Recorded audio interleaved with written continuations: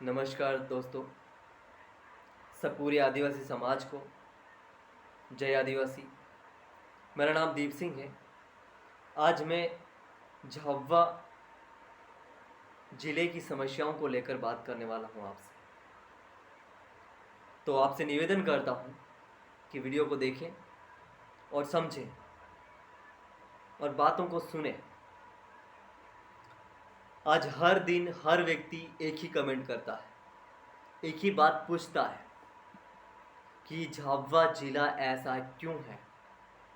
झाबुआ ज़िला पलायन में नंबर 1, बेरोजगार में नंबर 1, अनपढ़, अशिक्षिता, एजुकेशन के मामले में नंबर 1, जहाँ पे कोई शिक्षा ही नहीं होती।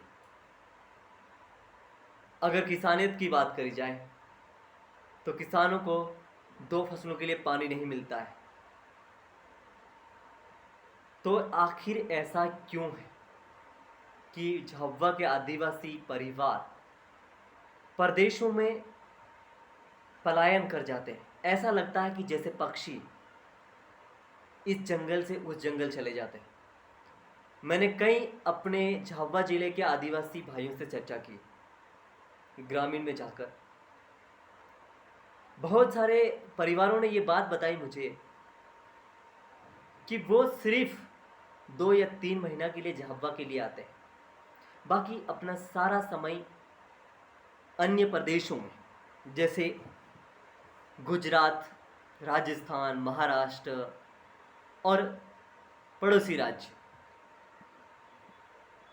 में बिता देते हैं। मैंने उनसे चर्चा की कि आखिर ऐसा क्यों, कि हमारा ज़िला में हमें रहने के लिए जगह नहीं मिलती, रहने के लिए, खाने के लिए कुछ मिलता नहीं। हमें अन्य प्रदेशों में अपना जीवन व्यतीत करना पड़ रहा। अपने आदिवासी भाइयों को अगर अन्य प्रदेशों में जाकर जीवन व्यतीत करना पड़ रहा है या रोज़गार के लिए, तो वो हम ही हैं। ऐसा नहीं कि वो अलग है और हम अलग हैं। आज इसी सिलसिले में हम बात करेंगे, चर्चा करेंगे, क्योंकि झाबुआ ज़िले में कई संगठन काम कर रहे हैं। मैं नाम तो नहीं बताऊंगा, लेकिन मैं ये बात कह सकूंगा कि 10 से 15 संगठन झाबुआ ज़िले में काम कर रहे हैं और एनजीओ है, कई एनजीओ हैं झाबुआ ज़िलों में जो काम कर रही है आदिवासी समाज के। कई विषय हैं, किसान को लेकर है, जागरूकता को लेकर है, महामारी को जागरूकता को लेकर है। कोई संगठन, कोई संस्था नारी के लिए है, दहेज पीड़िता के लिए है और घरेलू हिंसाओं, ऐसे कई अलग अलग तरीके के अलग अलग तरीके से वो यहाँ पर आदिवासियों के नाम से अपनी संस्थाएं चला रहे हैं और सेवा कर रहे हैं।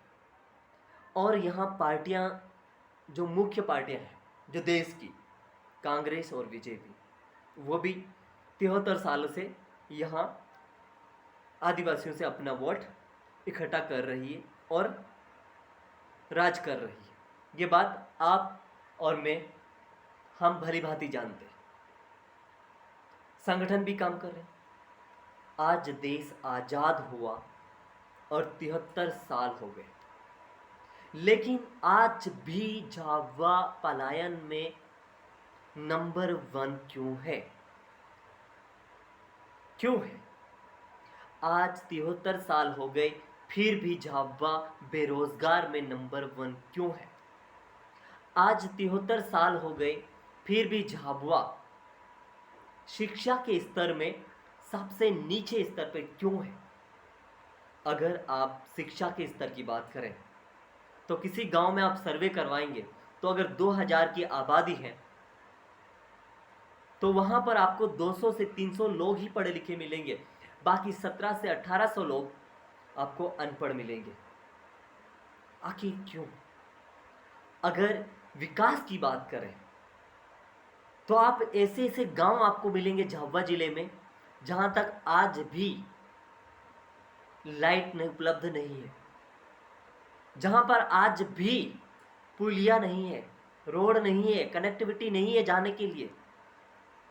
आज भी गांव से बच्चे स्कूल में नहीं जा सकते, कीचड़ की वजह से, बारिश में पानी होता है उसकी वजह से।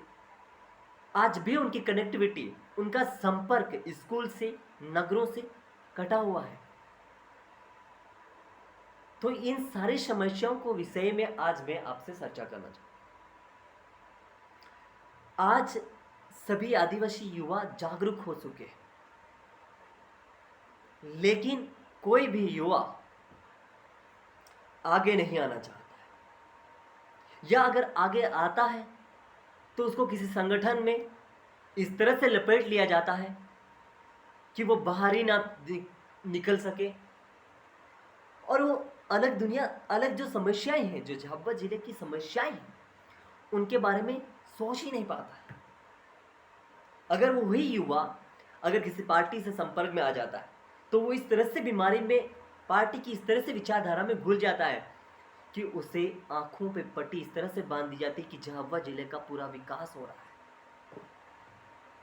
आज मैं आप सभी युवाओं से इस बात पे चर्चा करना चाहूँ कि झाबुआ जिले को अगर ऊपर लाना है, झाबुआ जिले को अगर पलायन, झाबुआ जिले में अगर आदिवासी भाई बहनों का पलायन रोकना है और उन्हें अन्य प्रदेशों में हो रही पीड़ित, उनसे जो पीड़ा हो रही है या उन पे जो अत्याचार हो रहा है, उनसे छुटकारा दिलाना है, तो हर एक नौजवान को आगे आना होगा। हर एक नौजवान को आगे आना होगा और काम करना होगा। रोजगार, आज आप जाएंगे किसी भी गांव में सर्वे करा, किसी भाई को रोजगार उपलब्ध नहीं, और अपने आदिवासी समाज में कोई भी बिजनेस नहीं करता है, सिर्फ एक ही चीज करते, एक ही चीज करते, शादी और पलायन। क्यों? कब तक पलायन करेंगे आप? कब तक? आप आज पलायन करेंगे, कल आपके बच्चे पलायन करेंगे। कब थमेगा ये पलायन? कब हम सोचेंगे पलायन क्यों हो रहा है? हमने यहां के झाबुआ जिला के प्रतिनिधित्व है, उनसे भी चर्चा की। हमने पूछा उनसे कि साहब पलायन कब रुकेगा? लेकिन कोई नेता या कोई प्रतिनिधित्व इस सवाल का जवाब देने के लिए राजी नहीं है। हम प्रयास कर रहे हैं, 73 साल से प्रयास हो रहा है, कब तक प्रयास होगा? रोजगार, 12वीं करते ही, 10वीं 12वीं हाई सेकेंडरी स्कूल पास करते ही बच्चा पलायन। क्यों? क्यों ऐसा हो रहा है? पलायन करने की वजह क्या है? हमारा पहला टॉपिक यही है, पहला हमारा बिंदु यही है कि पलायन आखिर क्यों कर रहे हैं आदिवासी? आदिवासी कर्जे में क्यों डूबा हुआ है? आदिवासी को कर्जे में कौन डुबा रहा है? आदिवासी को कर्जे में हमारे ही प्रतिनिधित्व डुबा रहे हैं, सरकार ही डुबा रही है। अब आप पूछेंगे कैसे? भाई ऐसे डुबा रहे हैं, यहां पर आप भली भांति एक बात जानते होंगे कि इस देश में केंद्र सरकार द्वारा एक कानून निकाला गया था, दहेज अधिनियम 1961। 1961 में यह कानून बनाया गया था। पूरे भारत देश में यह कानून लागू होता है, पूरे भारत देश में, क्योंकि यह कानून केंद्र सरकार द्वारा बनाया गया। लेकिन ये अपने झाबुआ जिले में लागू नहीं है। अगर लागू है तो जमीनी स्तर पे नहीं है। क्यों? आज यहाँ युवाओं को, आदिवासी समाज को रोजगार तो मिलता नहीं। बिजनेस आदिवासी समाज के भाई कर नहीं सकते क्योंकि उनके पास इतनी आमदनी नहीं होती है कि वो लाखों रुपये लगाकर किसी कारोबार को शुरुआत कर सके। हाँ, ये मैं मानता हूँ कि वो छोटे मोटे बिजनेस शुरुआत करी जा सकती है, लेकिन आदिवासी भाइयों के पास कम से कम अमाउंट, कम से कम पैसा भी नहीं होता है। हर आदिवासी भाई इस आर्थिक स्थिति से इतना नीचे आ चुका है कि उसको दो वक्त की रोटी कमाने में ही गुजारा करना पड़ रहा है। तो कहां से कारोबार करेगा? अगर हम लोन की बात करें कि सरकार लोन दे रही है, तो सरकार कोई लोन नहीं दे रही। सरकार की योजना फर्जी है। आज तक किसी युवा को, बेरोजगार, पढ़े लिखे बेरोजगार युवा को कोई लोन बैंक नहीं देता है बिना गारंटी के। आपने सुना होगा, प्रधानमंत्री और केंद्र सरकार की तरफ से और राज्य सरकार की तरफ से योजनाएं निकाली गई कि पढ़े लिखे युवाओं को बिना गारंटी के लोन मिलेंगे। भाइयों, मैं आपको, मेरे भाइयों, सभी आदिवासी परिवार के भाई से मैं ये पूछना चाहता हूं कि क्या किसी बैंक में आपको लोन मिल रहा है? कोई बैंक आपको लोन दे रहा है बिना गारंटी के, बिना कागजात के, कि आप पढ़े लिखे हो, आप कारोबार करो? कोई नहीं देता है, कोई नहीं दे रहा है, और इसके खिलाफ कोई बोल भी नहीं रहा है। और जो बोलता है उस पे इतना बोझ डाल दिया जाता है, इस तरह से दबा दिया जाता है कि वो कभी बोलने लायक नहीं बचता है। दूसरी समस्या यहां पर है दहेज। दहेज का नाम सुनते ही मेरे दिल में तो आग लग जाती है, लेकिन मैं नहीं जानता कि आपके दिल में क्या होता है। एक औरत, एक आदमी, दोनों का मिलान होता है, दोनों को एक नई जिंदगी शुरू करना होती है। उसके लिए पैसों की क्या जरूरत होती है? पैसे लेन देन क्यों जरूरी है? लेकिन आदिवासी समाज में ये एक घिनौनी प्रथा इस वक्त में बड़ी बेहतरीन तरीके से काम कर रही है। यहां पर अगर किसी लड़के ने या किसी बहन ने या किसी भाई ने अपने मन से शादी कर ली, तो उसको इतने पैसे उससे लिया जाएगा कि वो कभी वापस गांव में ही ना लौटे। वो पलायन करते करते प्रदेशों में ही मर जाएगा। तो वो खाक बिजनेस स्टार्ट करेगा, वो क्या स्टार्ट करेगा किसी कारोबार को? वो कैसे पढ़ाएगा अपने बच्चों को? वो कैसे सेवा करेगा अपने माँ बाप की यहां रहकर? एक आदमी का 5 लाख रुपया लिया जाता है शादी के लिए। अगर किसी बेटी को किसी घर में देने के लिए 5 लाख लिया जाता, तो आप बताओ उस 5 लाख जो व्यक्ति दिन के 200 रुपया भी नहीं कमा पा रहा है, वो व्यक्ति 5 लाख रुपया कहां से देगा? अगर वो किसी से कारोबारी से या किसी व्यापारी से या किसी वाणिये से लेता है, उधार लेता है या साहूकार से उधार लेता है, अगर वो किसी बनिए से लेता है तो वो 3% से 5% देगा। लेकिन अगर वो अपने ही भाई भील से लेगा, अपने ही समाज से लेगा, तो वो 10% देगा उसे। गला कौन किसका काट रहा है? क्या अन्य समाज काट रहा है या भील आदिवासी भाई अपना ही आदिवासी भाई का गला काट रहा? अब अगर आप 2 लाख रुपया से 3 लाख रुपया आप किसी भाई से उधार लीजिए, आपको 10% के हिसाब से अगर उसे ब्याज 3 लाख का 30,000 हर महीने देना पड़ेगा। अगर एक व्यक्ति कितना पैसा कमाता है?